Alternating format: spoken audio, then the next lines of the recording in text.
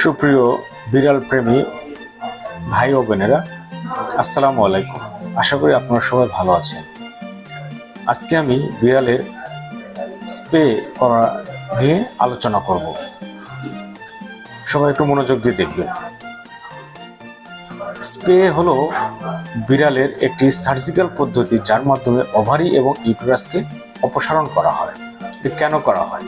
সাধারণত অনাকাঙ্ক্ষিত বাচ্চার জন্ম নিয়ন্ত্রণের জন্যই এটা করা হয় এবং এর ফলে তার আচরণগত এবং স্বাস্থ্যগত ঝুঁকি অনেকটা কমে যায়। সঠিক সময়ে স্প্রে করানো বিড়ালের দীর্ঘমেয়াদী সুস্থ জীবনের জন্য অত্যন্ত গুরুত্বপূর্ণ। সাধারণত 5 থেকে 6 মাস বয়স এটা বিড়ালের স্প্রে করানোর জন্য সবচেয়ে উপযুক্ত সময়।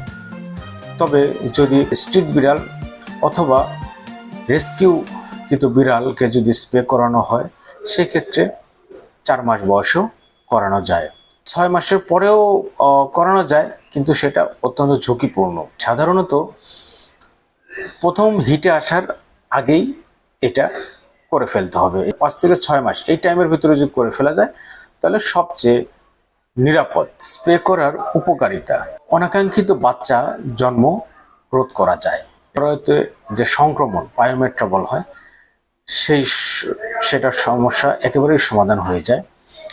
তারপর ব্রেস্ট ক্যান্সার, এই ঝুঁকিটা যদি 6 মাসের আগে যদি করানো হয়, তাহলে 90% এই ঝুঁকি থাকে না। এবং হিটে আসার ফলে যে চিৎকার এবং অস্থিরতা যে সমস্যাটা হয় এবং পালিয়ে যাওয়ার যে প্রবণতা, এটাও থাকে না।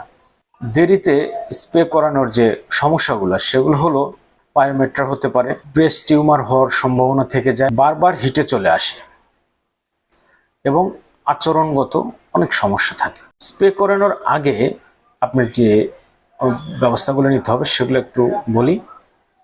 বিড়ালের ওজন অবশ্যই 1.5 থেকে 2 কেজি হতে হবে। বিড়ালটা সুস্থ থাকতে হবে। অপারেশনের আগে 8 থেকে 10 ঘন্টা তাকে অফ ফিডিং রাখতে হবে, মানে খাওয়ানো যাবে না। অবশ্যই অভিজ্ঞ ভেটেরিনারিয়ানের মাধ্যমে অপারেশনটা করাতে হবে। অপারেশন পরবর্তী যত্ন: অবশ্যই অপারেশনের পরে 7 থেকে 10 দিন শুষ্ক ও পরিষ্কার জায়গায় রাখতে হবে। সময় মতো ওষুধ খাওয়াতে হবে এবং ডাক্তারের পরামর্শ অনুযায়ী ইনজেকশন থাকলে সেগুলো করাতে হবে। এবং ইনসিশন সাইটে যাতে সে চাটতে না পারে, এজন্য কলার গলায় লাগিয়ে রাখতে হবে। এবং যদি পুজ পড়া অথবা যদি জায়গাটা ফুলে যায় অথবা কোনো কারণে ইনফেকশন হয়ে যায়, তাহলে অবশ্যই দ্রুত ডাক্তারের শরণাপন্ন হতে হবে।